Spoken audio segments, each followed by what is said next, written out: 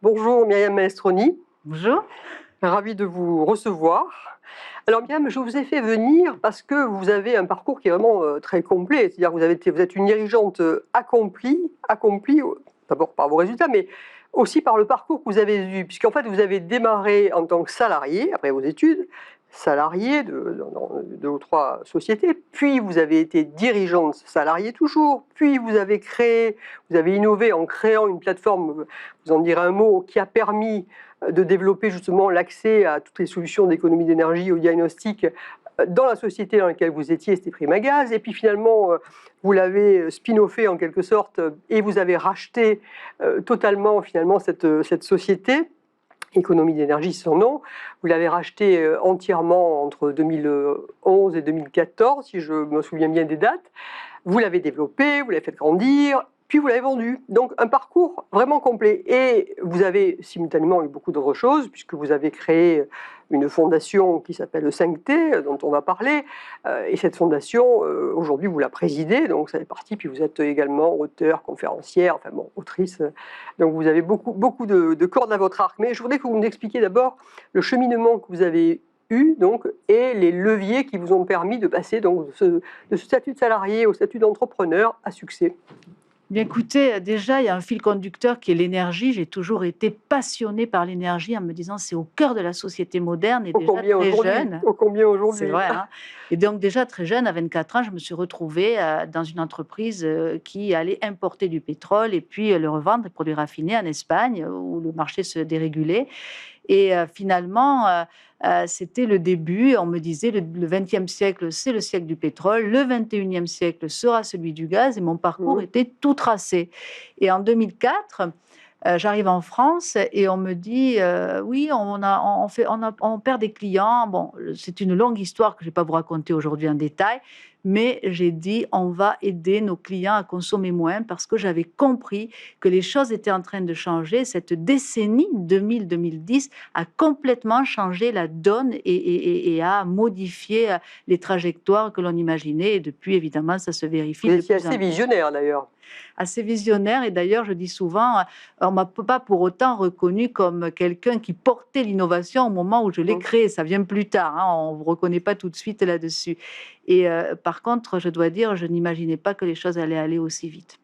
Et alors justement, alors cette création qui a commencé donc dans l'entreprise Primagaz France que vous dirigiez à ce moment-là, cette création de plateforme, dites-en en quelques mots. Oui, ben, en fait, en 2008, pour un certain nombre de raisons, j'ai créé le premier site en France sur l'énergie et l'efficacité énergétique, grand public, parce que c'est assez difficile à comprendre. Et donc, ça s'appelait www.economieenergie.fr. Et quelques années plus tard, gros changement dans le groupe. Et donc, j'ai décidé de partir. Mais à ce moment-là, il y a 4 ou 5 personnes qui m'ont dit, mais non, c'est intéressant, on va continuer. Et donc, on est parti avec 8 personnes. Et la société a beaucoup grandi. Elle n'avait pas de business model quand je l'ai repris, donc je l'ai racheté, mais à vil prix, mais enfin quand même, je l'ai racheté malgré tout. Et en fait, la société est passée de 8 à 350 salariés à 9 ans et de 0 à 150 millions d'euros de chiffre d'affaires, donc très gros scale-up, comme on dirait aujourd'hui, très grosse croissance. Et l'idée était de pouvoir vraiment impliquer les citoyens qui doivent faire partie de l'équation de la transition énergétique et de la neutralité carbone, en leur expliquant comment rénover leur logement, qui est un des 5 leviers que j'avais identifiés pour réduire ses consommations d'énergie. Bon, alors, pour faire vite les 5, bien évidemment, il y a aujourd'hui le fait qu'on peut choisir son fournisseur et donc mieux comprendre sa facture, c'est pas évident. Le deuxième, ce sont les comportements. On a plein de choses qu'on peut changer. Alors, on peut passer, pour faire simple, des bains à la douche et si on chante des chansons plutôt courtes. La rénovation, qui est un axe majeur. On a 15 millions de logements en surconsommation en France et 100 millions en Europe. Les smart technologies, tout ce qui est Internet of Things, avec cette aide que peuvent nous apporter les compteurs, les thermomètres intelligents, et puis produire son énergie, qui est un chapitre qu'on devrait, je crois, prendre vraiment à bras le corps aujourd'hui, puisqu'on a besoin d'électricité. Si on peut l'autoproduire collectivement ou individuellement, on a 4 millions de logements en France, de maisons qui pourraient produire leur propre électricité. Alors, avant de poursuivre la discussion sur l'énergie au travers de ce que vous faites avec votre fondation, mais déjà, pour rester sur le côté entrepreneur, après avoir fait grandir aussi bien cette entreprise, et vous étiez, j'en suis témoin, vous en étiez vraiment la maîtresse, maman, enfin vous aviez tous les attributs de celle qui a créé et qui porte l'enfant en quelque sorte. Vous l'avez vendu. Je l'ai vendu parce que justement, je me disais, est-ce qu'on peut voir une entreprise comme son bébé? Quelque part, pour moi, une entreprise a vocation à durer au-delà de son dirigeant et à grandir. Tout ce qui ne grandit pas meurt finalement. Et la Poste est arrivée en me disant, mais nous, on veut prendre ce sujet de la rénovation énergétique. On est très proche de chaque Français depuis Louis XI, très belle société.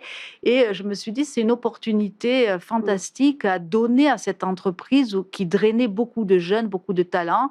Et voilà, je crois que les choses se font, on ne calcule pas tout dans une vie, mais j'étais très contente de trouver des nouveaux lendemains pour cette société. Oui, c'est effectivement une façon finalement assez généreuse en quelque sorte, parce que se priver du plaisir de la croissance future pour préserver une croissance encore plus durable, ça c'est... Et alors, bon, depuis, donc, vous n'êtes plus entrepreneureux en tant que tel, mais enfin, néanmoins, vous entreprenez beaucoup de choses. Alors, parlez-nous de votre fondation, puisque finalement, comme c'est toujours sur l'énergie, c'est ce qui sous-tend toute votre vie et toute votre raison d'être, en quelque sorte, sur un plan professionnel. Absolument. Au fait, quand on quitte un grand groupe, on se dit « Ah, je ne vais plus avoir ces grandes conventions où je rencontre toutes ces personnes du monde entier avec des grands experts. » Et donc, je m'étais juste dit à l'origine, je vais réunir mes copains professionnels et puis on va partager une fois par an où nous en sommes, s'il y a beaucoup de choses qui se passent, comment va-t-on suivre? Et de fil en aiguille, c'est devenu, on a fêté les 10 ans l'année dernière, et c'est devenu un fonds de dotation donc, qui embarque beaucoup d'experts et beaucoup de gens intéressés par ces sujets. Il y en a de plus en plus, logiquement, avec 4 missions. La première, c'est d'identifier toutes les initiatives qui peuvent réellement contribuer à la transition énergétique sur les secteurs. Il y a plein de PME, de gens qui sont à l'œuvre. La deuxième, c'est de les mettre en lumière dans des universités. La dernière université avait lieu à La Rochelle, 100 experts, mais on en a à Dunkerque sur la transition énergétique maritime, à Tunis pour l'Afrique, on a des partenariats avec la Chine, on a Barcelone, on a des partenariats avec les États-Unis.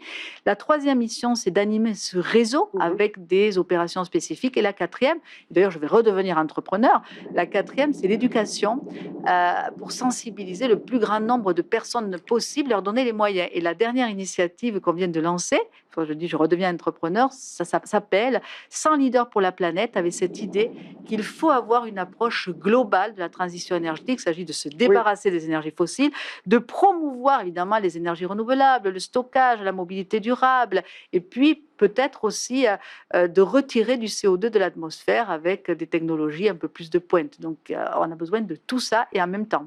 Et alors, 100 leaders, parce que ça, c'est effectivement un beau mot d'ordre, 100 leaders pour la planète, en quoi ça va consister exactement? Ça passe par des conférences?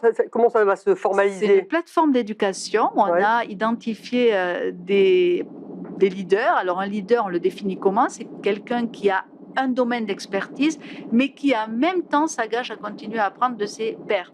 Et donc, on a 10 majeurs sur la mobilité durable, sur les énergies renouvelables, sur le nucléaire ancienne et nouvelle génération, sur le stockage de l'énergie. Donc, je ne vais pas tous les citer, mais tous ces différents enjeux. Et on va le décliner au travers de conférences d'une part. Sur cette plateforme, on va pouvoir ticker ces cases. Il y a un premier programme de 30 heures. Donc la plateforme existe, elle existe déjà. Elle va être opérationnelle, elle commence à être opérationnelle, elle sera lancée, la première promotion à partir de janvier 2023. Ensuite, on va avoir de l'information, de décryptage d'actualité quand quelqu'un s'exprime sur un sujet, comment on prend du recul et comment on garde un esprit critique. Est-ce que c'est bien ou est-ce que c'est de la démagogie? Là, Myriam, on est d'accord qu'il y a du travail, il y a du travail à faire. Il y a beaucoup de confusion, faire tomber les fausses idées, faire tomber les approches toujours marquées par ou de la politique ou des dogmes, il y a quand même du boulot là. Et un troisième, il y a beaucoup de travail, on entend beaucoup de choses. Malheureusement, cette guerre en Ukraine, qui devait être un accélérateur, pose beaucoup de questions. Mais bon, ça, c'est l'objet d'une émission à part entière. Et donc, la troisième dimension, c'est qu'il y a des entreprises qui nous ont déjà contactés et qui disent nous, on est leader, pas pour l'ensemble des gens qui pourraient être intéressés, ou des entreprises, ou des politiques. D'ailleurs, je les invite à s'inscrire. Mais dans notre entreprise. Et donc, on va créer des contenus ad hoc qui vont se superposer aux contenus généraux. C'est une très belle ambition. Alors ça, c'est vraiment à nouveau une très belle manière de faire avancer votre sujet de prédilection depuis le départ. Là. Donc ça, bravo. Comment vous avez vu justement, puisque vous avez été en contact en permanence avec à la fois des acteurs, à la fois des spectateurs, comment vous avez vu l'évolution de la pensée par rapport à ça ? Eh bien, clairement, on a aujourd'hui une reconnaissance absolue du changement climatique. Moi, j'ai vécu une époque où, en 2004, quand j'ai dit on va aider nos clients à consommer moins, on me disait oui, mais ton problème, il est en 2100, d'ici là, on a le temps. Aujourd'hui, on sait tous qu'il y a un problème et qu'il est urgent. Donc ça, on n'a plus de doute là-dessus. On a tous compris qu'il n'y avait pas de solution miracle, même si certains parfois essayent de le faire croire. On a tous compris qu'il s'agissait de vraiment activer tous les leviers et que malheureusement, la complexité, c'est de comment articuler ces leviers. Ça reste un sujet majeur. Et comment créer une feuille de route concrète. Aujourd'hui, on a plus de 100 scénarios sur la neutralité carbone, mais le scénario européen de la neutralité carbone, où on s'est mis d'accord sur la part des renouvelables, où on est rentré dans le détail de chaque chose. Est-ce que le gaz naturel devra être remplacé par le biogaz? Comment ça va se mettre en œuvre? Il y a des écarts, je ne vais pas tout décliner, mais il y a de gros écarts encore. Donc, je crois qu'il y a énormément de bonne volonté individuelle, mais bon, l'enfer est pavé de bonnes intentions et on a un manque de coordination très important. On ne peut pas parler de l'hydrogène vert sans parler des énergies renouvelables. C'est une erreur majeure. Et puis en plus, on parlait aussi de ce que cela induit dans la vie au quotidien des uns et des autres, parce qu'il y a les corrélations et il faut aussi intégrer les contraintes ou les avantages que ça peut apporter. Et donc c'est cet ensemble-là qui permettra après la soutenabilité au sens acceptation et capacité à faire. Je crois que vous touchez un enjeu majeur qui me donne envie de parler de l'éco-citoyen consommateur. Je considère clairement qu'il n'y aura pas de neutralité carbone sans le concours de tous les hommes et les femmes qui font partie de la solution et pas que du problème. Et aujourd'hui, je trouve que finalement, on a beaucoup d'injonctions. Voilà, il faut faire des économies, mais on n'a pas de compteur. Quand je dis on n'a pas de compteur, c'est un peu, voilà, vous avez une limite de vitesse, mais vous ne savez pas trop contrôler. Moi, clairement, je pense que chaque Français doit avoir un diagnostic de performance énergétique et un plan individuel de travaux de rénovation à mener. On retrouve la chaîne d'entreprise, mais ça sera le mot de la fin. En tout cas, merci pour ce témoignage et pour ce regard.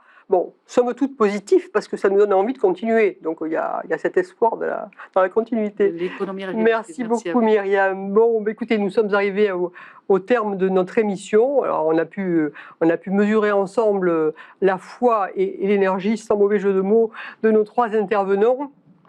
Bien sûr, il y a beaucoup devant nous, nous avons énormément de défis. On en a évoqué quelques-uns, l'inégalité des chances, donner l'envie d'entreprendre aux jeunes générations, le casse-tête de la préservation de l'environnement et de la transition énergétique. Mais enfin, quand même, retenons de cette série que les entrepreneurs ont des solutions, qu'ils savent les inventer et que donc si on les écoute mieux et si on les fait mieux participer, je pense qu'on s'en portera tous mieux. Merci beaucoup, bonne journée.